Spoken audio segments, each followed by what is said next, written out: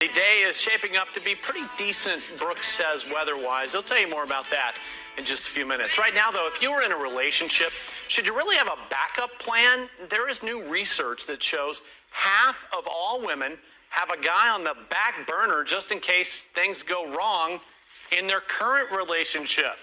Physician and national mindful living expert Dr. Romy Mushtaq is here to talk more about that.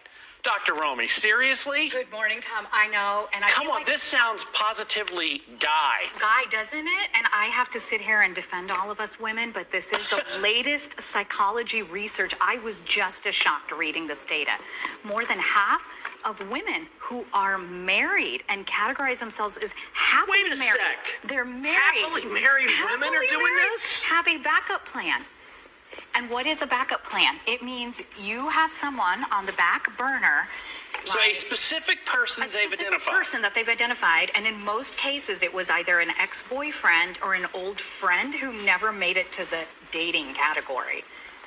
Get out of town. Unfortunately, yes. And the problem is social media has just made it too easy to have such a type of behavior. Right, so I know you're here to say, though, yes, watch out, because this Absolutely. is anything but good. It is, I agree. You know, mindset matters in relationships, Tom, and I tour the country teaching psychologists mindful living and how to apply it to relationships. And what is your mindset telling us if you have a back burner?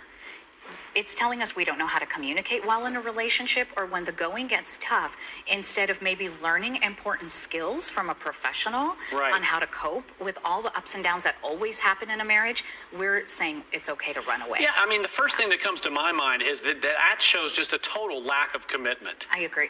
Well, I don't know if it's a lack of commitment, or is it that people haven't learned the appropriate coping skills?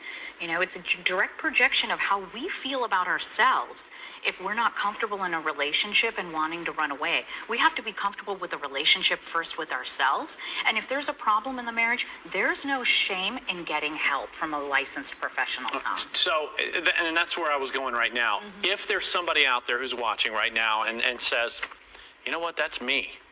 I want to change this. Yes. What steps should they start taking? Step one, delete that backup burner plan from your cell phone, Twitter account, Facebook, however you're in connection with them. You know, take the temptation out. Two, find a licensed mental health therapist who specializes in couples therapy. Mm-hmm. We discuss it at nationalmarriageseminars.com.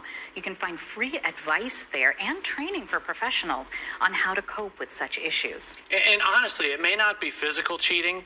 Right. But if this isn't psychological cheating and emotional cheating, it sure is darn close. You know, Tom, you bring up such a great point. And what happens when we're emotionally or psychologically cheating, it's one wrong thing happens in the marriage or a hard time, and it could easily turn into a separation and a divorce. Absolutely. And we want to save couples and marriages, right? And it also, if one wrong thing happens, it goes from maybe social media contact to, hey, let's meet somewhere. You know, absolutely. Like that. I agree. And you know what it is? The grass is always greener on the other side. Mm-hmm. You're just seeing that person's life on Facebook. You don't know what that backup burner plan is really going. Instead, take the time to heal the relationship with yourself and heal the relationship with your spouse. Don't look at that grass that's always greener. Cultivate the lawn you have. Amen. Right? Oh, that is beautiful, Tom. Dr. I love Romy. that.